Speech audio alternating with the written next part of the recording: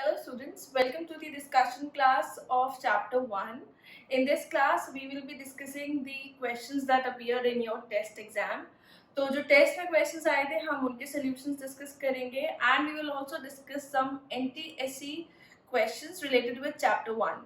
तो जो क्वेश्चंस आपके पास एनटीएससी में अपीयर हो चुके हैं फ्रॉम चैप्टर 1 हम आज उनको भी थोड़ा सा डिस्कस करेंगे. तो let's just start with the discussion of the chapter 1 test जो कि अभी आपका कंडक्ट हुआ था. तो उसमें आपके पास दो टाइप के क्वेश्चंस थे. One was the objective questions and the other one were the subjective questions. तो ऑब्जेक्टिव क्वेश्चंस हम डिस्कस कर रहे हैं.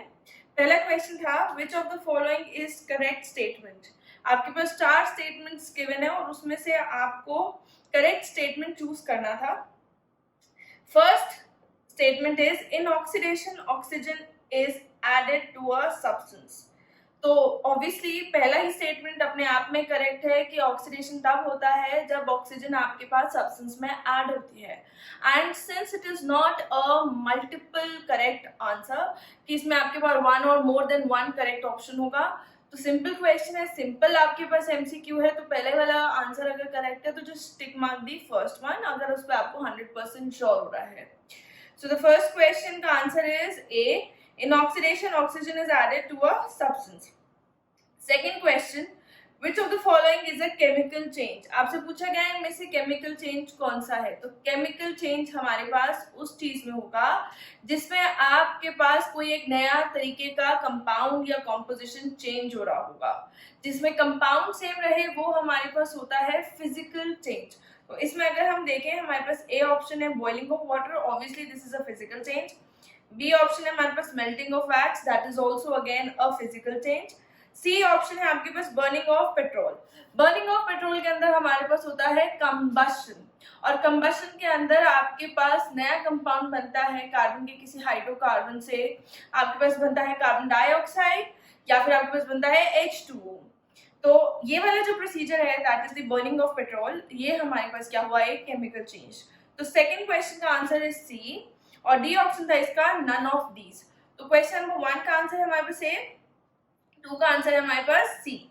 Now the third question says आपके पास रिएक्शन है SO2 plus H2S. This is the question number 3 में जो आपके पास रिएक्शन हो रही है SO2 प्लस H2S गिव्स आपके पास H2O प्लस सल्फर.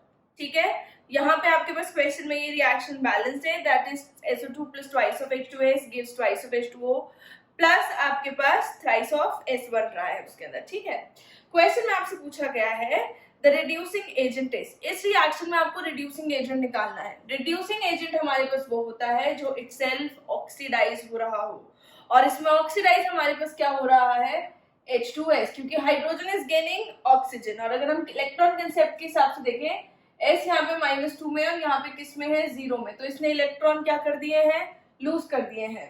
तो H2S जो है हमारे पास that is the reducing agent. ये इस वाले ये खुद अपने पास ऑक्सीडाइज हो रहे हैं और ये SO2 को रिड्यूस कर रहे हैं. SO2 से ये ऑक्सीजन को निकाल रहे हैं. Now the fourth question says, तो इसका ऑप्शन हमारे पास होगा दैट इज बी. तो क्वेश्चन नंबर 3 का ऑप्शन बी इज करेक्ट. मैं यहाँ पे साइड में लिख देती हूँ. क्वेश्चन नंबर 1 का आपके पास A option was correct. Question number 2 का आपके पास था C option was correct. Question number 3 का आपके पास B option is correct. Now coming on to question number 4. Question number 4 आपके पास कहता है कि इसमें से कौन सी मेटाथीसिस रिएक्शन है. Which of the following is a metathesis reaction. तो मेटाथीसिस रिएक्शन हमारे पास वो रिएक्शंस होते हैं जिसमें आपके पास डबल डिस्प्लेसमेंट हो रहा होता है. जब मैंने डबल डिस्प्लेसमेंट करवाया था तो मैंने ये मेंशन किया था कि double displacement reactions are also known as metathesis reactions. तो इसमें मेटाथीसिस रिएक्शन कौन सी है हमारे पास सिर्फ ए वाली. फोर्थ का ऑप्शन ए इज करेक्ट क्योंकि उसमें आपके पास डबल डिस्प्लेसमेंट हो रहा है. इसमें आपके पास FeCl3 रिएक्ट कर रहा है NaOH के साथ ताकि आपको मिल जाए FeOH का होल थ्राइस प्लस NaCl. अगर हम इसमें देखें किसी का भी चार्ज चेंज नहीं हो रहा है, only the cations and anions are getting exchange. Although B part में आपके पास डिस्प्लेसमेंट हो रहा है, सिंपल डिस्प्लेसमेंट, जिसमें जिंक H2SO4 में से हाइड्रोजन को डिस्प्लेस कर रहा है, so that is just a single displacement reaction. और ये जो ए पार्ट वाली है आपके पास, ये हमारे पास है metathesis reaction. Now coming to question number 5, जहां से आपके पास fill in the blank start होते हैं। Question number 5 says the reaction in which hydrogen is added to the substance is called dash. Now again जो आपके पास अपकमिंग 4 क्वेश्चंस हैं, चारों आपके पास ऑक्सीडाइजिंग या रिड्यूसिंग एजेंट पे बेस्ड हैं। एक में आपने दो में आपके पास हाइड्रोजन का कंसेप्ट यूज किया गया है, और दो में आपके पास इलेक्ट्रॉन का कंसेप्ट यूज किया गया है rather. So question number 5 says the reaction in which hydrogen is added to the substance is called, hydrogen जिसमें ऐड करी जा रही है उस रिएक्शन को क्या बोलते हैं? So that reaction is your reduction reaction. तो क्वेश्चन नंबर 5 का आंसर होगा आपके पास fill in the blank में reduction reaction, ठीक है। Question number 6, the reaction in which hydrogen is removed from the substance is called dash reaction.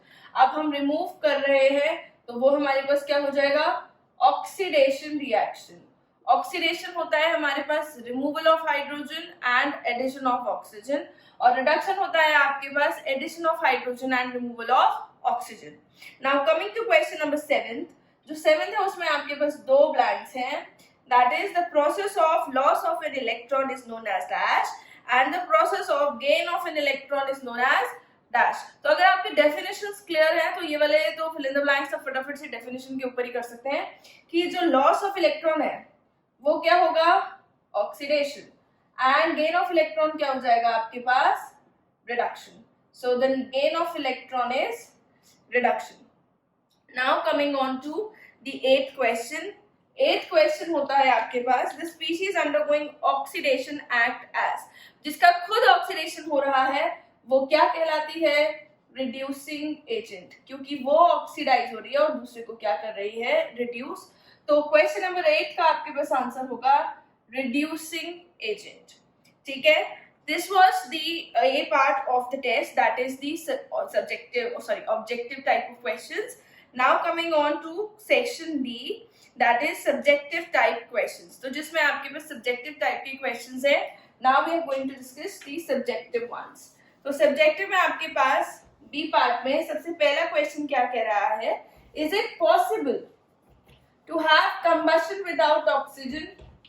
No, combustion आपके पास oxygen के एब्सेंस में नहीं हो सकता, क्योंकि oxygen is a supporter of combustion, और इसी की प्रेजेंस में आपके पास मोस्टली फ्यूल्स के ऑक्साइड्स बनते हैं और बहुत ज्यादा हीट एंड लाइट आपके पास निकलती है। So combustion is not possible in the absence of oxygen, ठीक है। इसको आपको थोड़ा सा रिएक्शन के बेसिस बताना है, बिकॉज द क्या कहें आपके पास जो इंस्ट्रक्शन है उसमें लिखा हुआ है एक्सप्लेन इन एटलीस्ट 30 वर्ड्स। तो आप इसको एक्सप्लेन कैसे करेंगे? इज इट पॉसिबल को आप ये बताएंगे कि अगर मान लीजिए हमारे पास कोई कैंडल जल रहा है, हम उसके ऊपर एक इन्वर्टेड ग्लास रख दें तो वो कैंडल आपके पास बुझ जाएगा, because there will be no supply of oxygen, so therefore oxygen is required for combustion. Now the second question says, can a double displacement reaction be a redox reaction? No, a double displacement reaction cannot be a redox reaction, क्योंकि उसमें आपके पास electron का transfer होता ही नहीं है। So there is no transfer of electron in the double displacement reaction, only the exchange. जितने number of electrons किसी ने lose कर रखे हैं उतने ही number of electrons रहते हैं आपके पास, या gain कर रखे हैं तो उतने ही रहेंगे। For example मान लीजिए मेरे पास यही वाला रिएक्शन था, अगर FeCl3 और NaOH वाला रिएक्शन में देखूं तो ये मेरे पास FeOH का whole thrice that is iron hydroxide plus मेरे को क्या देता है? NaCl। इसमें भी देखूं Fe मेरे पास कौन सा का टाइम फॉर्म में है? +3। इसमें भी देखूंगी तो Fe क्या है? +3। Na क्या है? पॉजिटिव। Na इधर भी क्या है मेरे पास? पॉजिटिव। OH यहाँ पे नेगेटिव है, Cl यहाँ पे नेगेटिव है, OH यहाँ पे भी नेगेटिव और Cl यहाँ पे भी नेगेटिव है, ऑल्दो इनका नंबर चेंज हो जाएगा, जैसे नंबर ज्यादा है इनसे। यहाँ पे 3 Cl नेगेटिव है बिकॉज इट इज FeCl3, तो 3 Cl नेगेटिव आयंस है। यहाँ पे आपके पास बैलेंस करेंगे तो यहाँ 3 आ जाएगा, और यहाँ पे भी आपके पास 3 आ जाएगा, तो यहाँ पे 3 OH, दिस इज H, यहाँ पे 3 OH नेगेटिव आइंस है, this is OH hydroxide, please N मत लिखिएगा, तो दिस इज OH नेगेटिव। यहाँ पे भी 3 OH नेगेटिव है, 3 Na पॉजिटिव है, 3 Na पॉजिटिव और 3 Cl नेगेटिव आइंस है हमारे पास, ठीक है। तो इस रिएक्शन में आपके पास अगर हम देखें तो Fe3 पॉजिटिव था, Fe3 पॉजिटिव ही है, यानी कि स्टार्टिंग ऑफ रिएक्शन में जितने इलेक्ट्रॉन उसने लूज कर रखे थे, जितना उसके ऊपर चार्ज था उतना ही रहा। If the charge is not changing, the species is not gaining और लूजिंग इलेक्ट्रॉन्स, क्योंकि उसका चार्ज सेम है।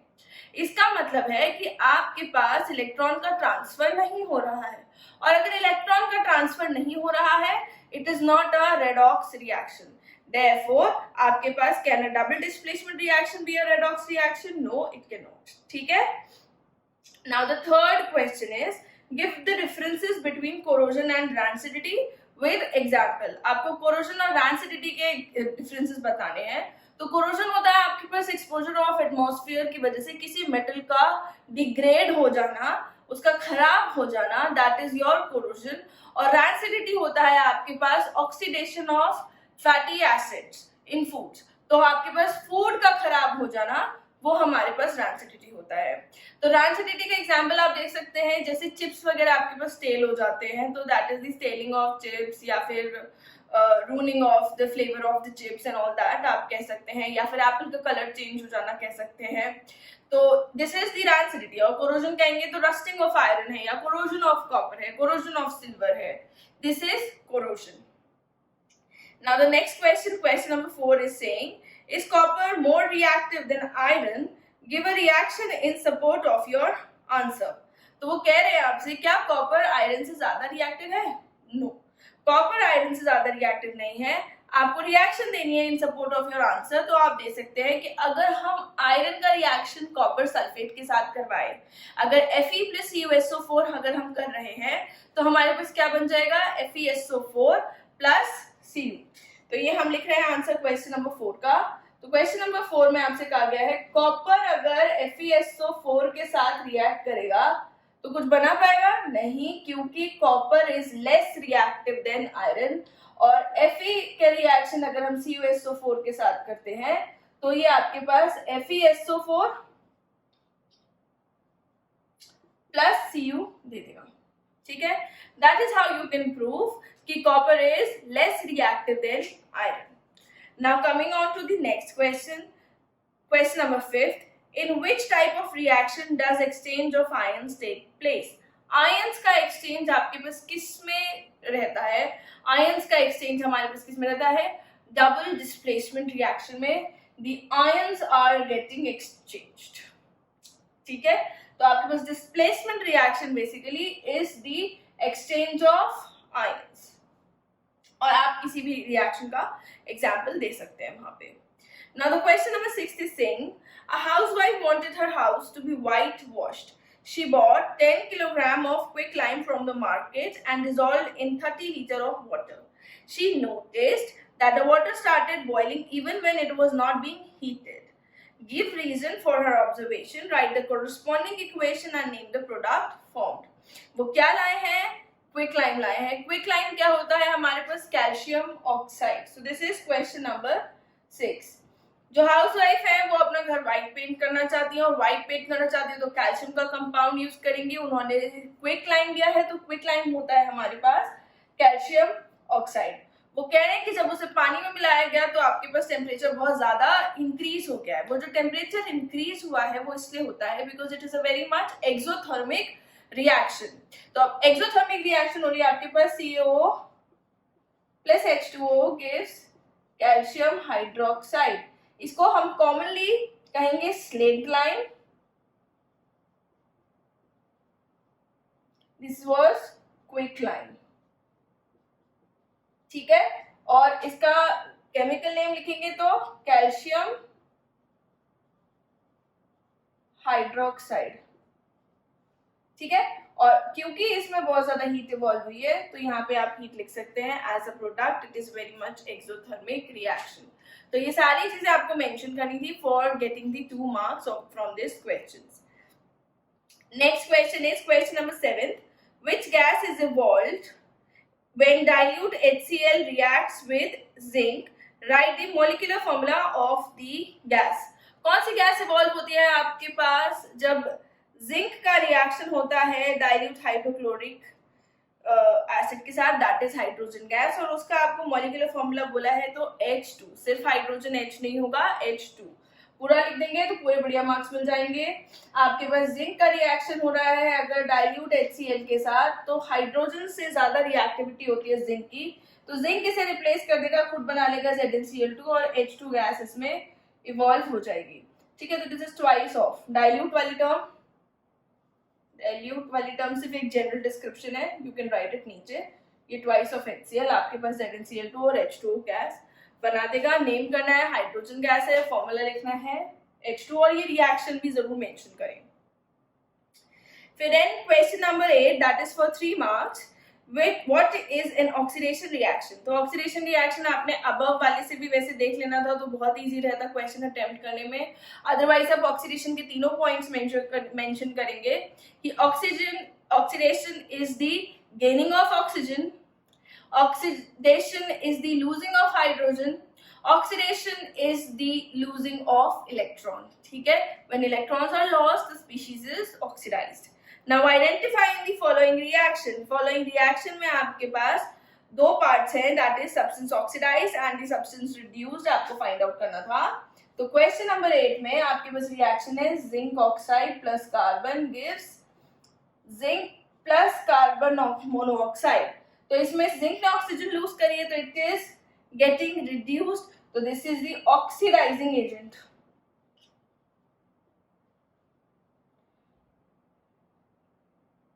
ऑक्सीडाइजिंग एजेंट पर क्वेश्चन में आपसे पूछा गया है the substance oxidize and reduce. तो सब्सटेंस ऑक्सीडाइजेस कार्बन और जिंक ऑक्साइड आपके पास क्या हो गया, रिड्यूस। ठीक है, more specifically you can write zinc is being reduced. तो this was the answer to the questions of the test that you had given on 24th of April. So these are the answers. Now what we are going to do, we are going to discuss some questions of NTSC from this chapter that appeared in NTSC exam. So those are very easy questions, although ये सिर्फ आपको idea देने के लिए है कि NTSC में आपके पास इस चैप्टर से रिलेटेड किस तरीके के क्वेश्चंस आ चुके हैं, किस तरीके के क्वेश्चंस आपको करने चाहिए, क्या नॉलेज आपके पास होना चाहिए, what type of questions you should study, what is the exact study material you should prefer. So the first question we are going to attempt of NTSC, that question says कि आपके पास 4 test tubes given है, you are given with 4 test tubes. So the question is saying आपके पास 4 test tubes है, आपके पास एक test tube के अंदर है कॉपर, एक टेस्ट ट्यूब के अंदर है एल्यूमिनियम, एक टेस्ट ट्यूब के अंदर है Fe और एक टेस्ट ट्यूब के अंदर है आपके पास जिंक। ठीक है, you are given with these pieces. Question आपसे कह रहा है if we added FeSO4 to the above 4 test tubes, in which of the test tube we observe black residue. अगर हमारे पास हमें FeSO4 है और हम इन टेस्ट ट्यूब्स में उनको ऐड कर रहे हैं, मतलब इनके अंदर आपके पास ये मेटल टाइप की चीजें पड़ी हुई है और हम इनमें क्या कर रहे हैं, आपके पास ऐड कर रहे हैं FeSO4। तो FeSO4 आपके पास इसमें भी और इसमें भी ऐड किया जा रहा है। कौन से टेस्ट ट्यूब्स के अंदर हमको कुछ रिएक्शन दिखाई देगी। सो this is just a question of reactivity basis. हमें पता है कि आयरन से ज्यादा रिएक्टिव हमारे पास एल्यूमिनियम होता है और आयरन से ज्यादा रिएक्टिव हमारे पास क्या होता है, जिंक। अब आयरन को तो डिस्प्लेस करेगा नहीं और आयरन आपके पास कॉपर को भी डिस्प्लेस, मतलब कॉपर को डिस्प्लेस करेगा, कॉपर से डिस्प्लेस नहीं होगा। तो आपके पास कौन से, अगर ये A, B, C और D टेस्ट ट्यूब्स है तो B एंड D में आपको चेंज दिखाई देगा। This was the option 4। आपको ऑप्शंस गिवन है, फर्स्ट वाला option is saying A and B, second option is saying A and C, third option is saying B and C and the fourth option was saying A and D. तो sorry B and D, B and D हमारे पास correct वो है pattern, correct combination for this question. ठीक है, next question which is saying which of the following sets of reaction will not occur. आपको कुछ reactions given है, कौन सी रिएक्शन आपके पास नहीं होगी. फर्स्ट रिएक्शन है आपके पास MgSO4 और आयरन के बीच में. तो अगर मेरे पास मान लीजिए if I have first reaction हुए आपके पास MgSO4 plus Fe, it gives Mg plus FeSO4. Second reaction is CuSO4 plus Fe gives Cu plus FeSO4. Third reaction is MgSO4 plus Cu gives CuSO4 plus Mg. Fourth reaction is CuSO4 plus zinc gives ZnSO4 plus Cu. और आपसे question में बोला गया है कौन सी set of reactions इसके अंदर नहीं होंगी. Again it is a question of reactivity basis. तो हमें पता है Mg is more reactive than zinc and which is further more reactive than iron, and उससे ज्यादा वो आयरन किससे ज्यादा रिएक्टिव है, कॉपर से.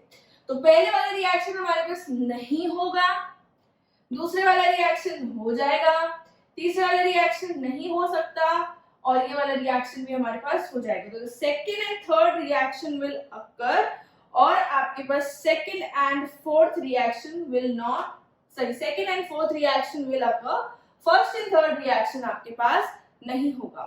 इस तरीके का क्वेश्चन आपको दिया होता है. जैसे मान लीजिए फर्स्ट ए पार्ट आपको दे रखा है कि फर्स्ट एंड थर्ड, फिर सेकंड में आपको दे रखा है सेकंड एंड फोर्थ, थर्ड में आपको दे रखा है first second and third, fourth में आपको गिवन है सेकंड थर्ड एंड फोर्थ. मतलब ये आपको ऑप्शंस गिवन थे. ठीक है, तो इसमें से हमें पता है कि हमारे पास कौन से रिएक्शंस नहीं होंगे, फर्स्ट एंड थर्ड वाले. तो A option is correct. In questions में अगर आपको कंसेप्ट क्लियर है तो गलती कहाँ हो सकती है कि आपसे पूछा जाए कि विच रिएक्शंस डू नॉट अकर, और आप कौन से रिएक्शंस अकर है वो वाला ऑप्शन सिलेक्ट करके आ जाए. तो try to be aware at that time, try to be mentally present, कि आपसे ओवर कॉन्फिडेंस के अंदर फटाफट से आंसर करने के अंदर आप क्वेश्चंस को गलत रीड नहीं कर रहे हैं, and you are marking the correct combination for these questions. Otherwise आपको तो ये पता ही था. ये कॉम्बिनेशन देने का मतलब ये है to distract you from the point that they are asking which reactions do not occur, और आप कहीं अकर के अच्छा ये तो हो जाएगा करके क्वेश्चंस कराएं. Now the next question is the metal oxide which decomposes on heating. इनमें से कौन सा मेटल ऑक्साइड है आपके पास?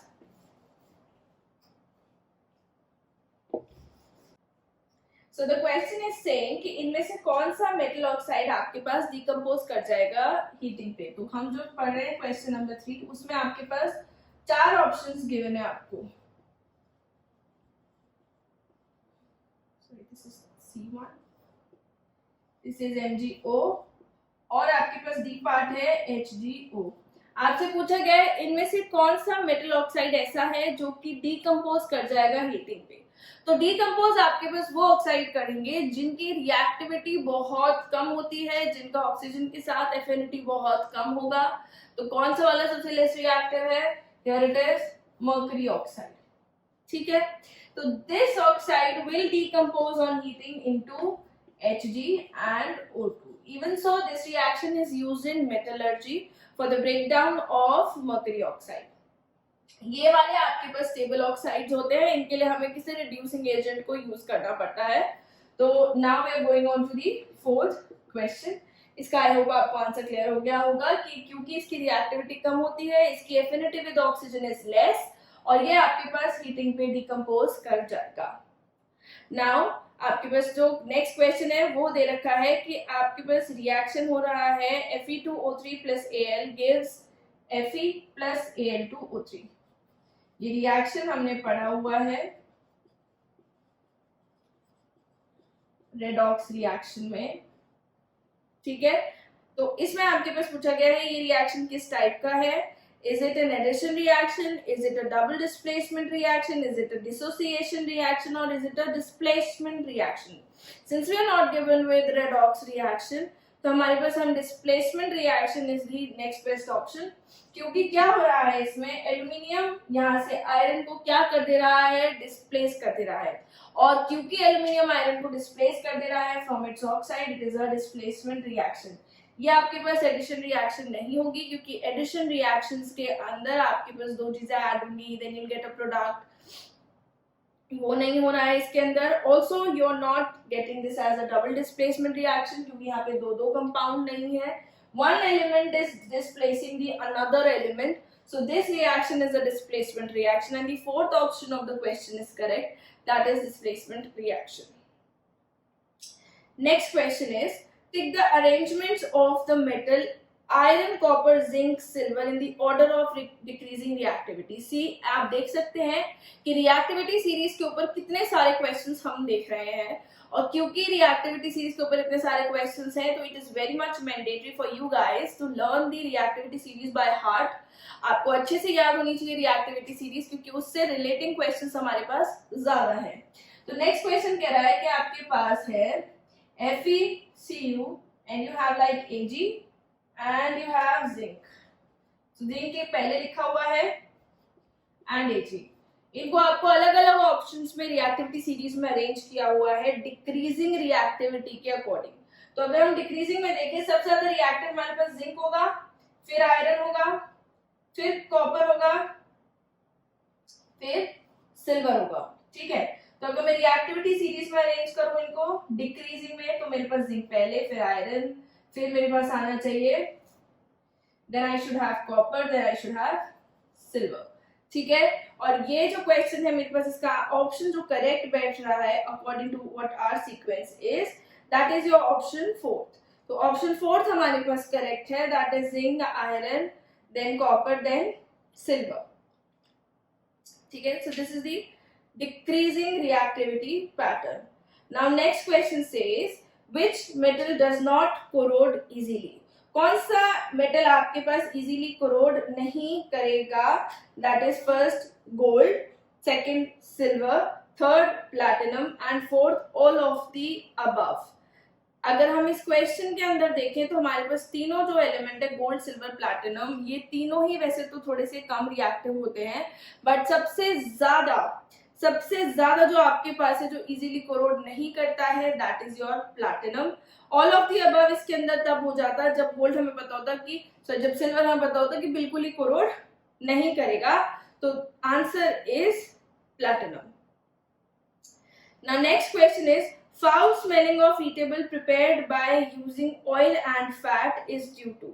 जो आपके पास eatables में foul smell आ जाता है, वो क्यों आ जाता है जब उसमें ऑयल और फैट यूज करते हैं? That is because of the reaction of oxygen in the air. Options में गिवन है आपको, A reaction of nitrogen in air, B reaction of CO2 in air, C reaction of sulphur dioxide in air, and D reaction with oxygen in air. आपको चार option given है। आपसे पूछा गया है कि जो हमारे पास ईटेबल्स में फाउल स्मेल आ जाती है, वो फाउल स्मेल हमारे पास क्यों आ जाती है जब उसके अंदर ऑयल और फैट्स यूज किए गए हों। So that is for the option, reaction of food with the oxygen in air। Oxygen के साथ रिएक्ट करने पे आपके पास फूड ऑक्सीडाइज हो जाता है, जिसकी वजह से उसमें फैटी एसिड्स का ऑक्सीडेशन होता है और आपके पास एक फाउल स्मेल क्रिएट हो जाती है फूड के अंदर।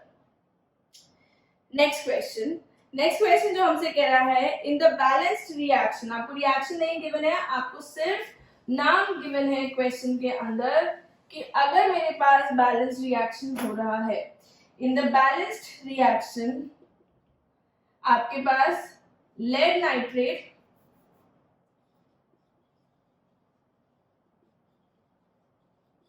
प्लस बी एल्यूमिनियम क्लोराइड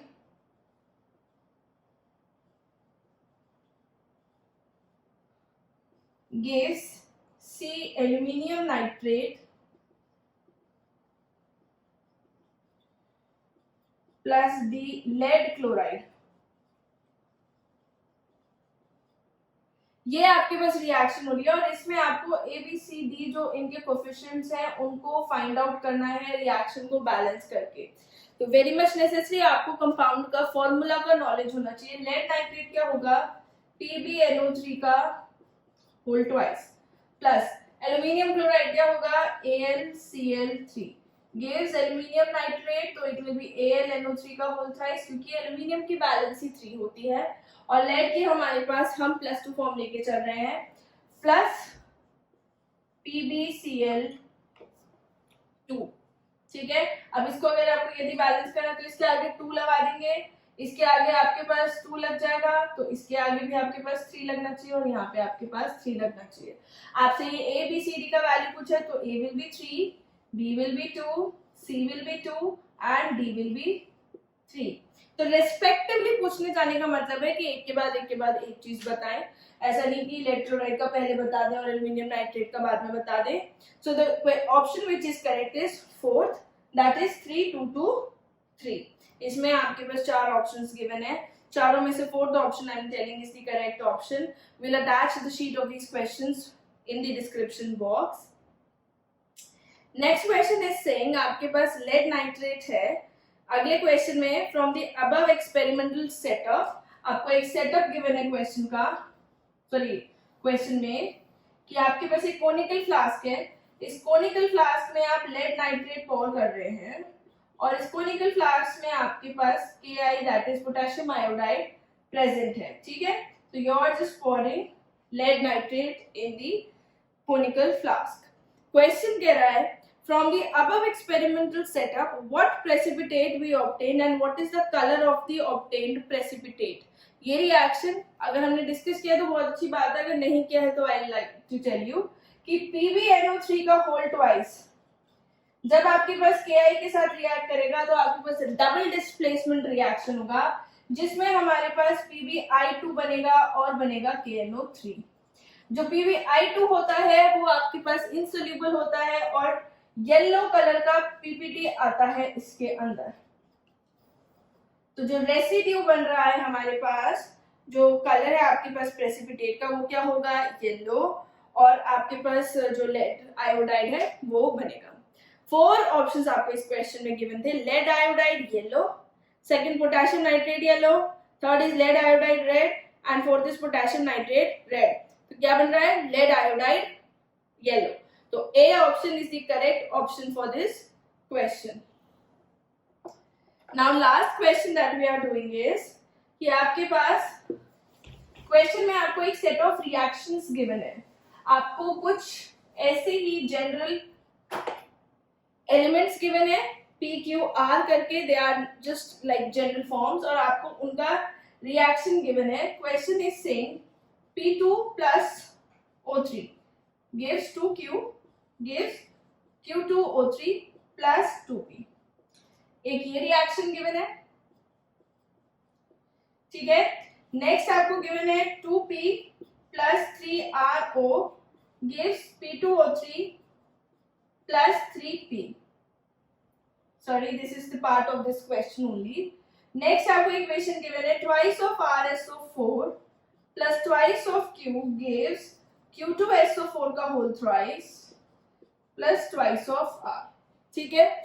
ये आपको क्वेश्चन गिवन है, मतलब ये सेट ऑफ रिएक्शन आपको लिखा है P, Q and R are 3 metals। ये 3 मेटल हैं which are undergoing the chemical reactions as follow। ये reactions given है। Observe the reactions and arrange the metal in the increasing order of their reactivity। इनको observe करें reactions को और इनके according आप एलिमेंट्स को, उनके जो मेटल्स हैं उनको रिएक्टिविटी सीरीज में ज्यादा रिएक्टिव के अकॉर्डिंग आप अरेंज कर दें कि कौन ज्यादा रिएक्टिव होगा। और ये आपके पास 4 ऑप्शंस प्रेजेंट हैं, सॉरी QRP, ठीक है। तो ये आपको 4 ऑप्शंस गिवन है। इन 4 ऑप्शंस में आपको इन रिएक्शंस के बेसिस पे रिएक्टिविटी डिटरमाइन करनी है। इंक्रीजिंग ऑर्डर मतलब जो कि ज्यादा रिएक्टिव है वो सबसे एंड में लिखा जाना चाहिए। अगर P2O3 है मेरे पास और Q है, मतलब Q क्या कर रहा है P को डिस्प्लेस कर दे रहा है ऑक्सीजन के साथ, तो obviously Q is more reactive than P। और मैं इस रिएक्शन में देखूं तो मेरे पास Q किससे ज्यादा रिएक्टिव आ रहा है P से। नेक्स्ट अगर मैं देख पा रही हूँ तो मेरे पास नेक्स्ट अगर मैं रिएक्शन देख रही हूँ तो एक मेरे पास ऑप्शन कौन से हैं जो Q P से ज्यादा रिएक्टिव है, एक C वाला, और Q P से ज्यादा किसमें रिएक्टिव है, एक A वाला। नेक्स्ट P और R O के बीच में रिएक्शन हो रही है तो P2O3 बन रहा है और आपके पास ये जो 3R होगा, दिस इज लाइक R, ठीक है। तो इस रिएक्शन में आपके पास जो P है वो किसको डिस्प्लेस कर दे रहा है, R को, तो P is more reactive than R। तो इसका ऑप्शन हमारे पास अभी तक आ चुका है, लेकिन अगर आपको थर्ड रिएक्शन देखनी है तो आप देख सकते हैं कि Q R को भी डिस्प्लेस कर रहा है, तो Q R से भी ज्यादा क्या है, रिएक्टिव। सो द क्वेश्चन का आंसर इज ए। तो ए ऑप्शन हमारे पास क्या है, correct. So these were some questions of the NTSC that we discussed in today's class. Next class may we'll see what we'll do. So these are some questions we discussed today in this class.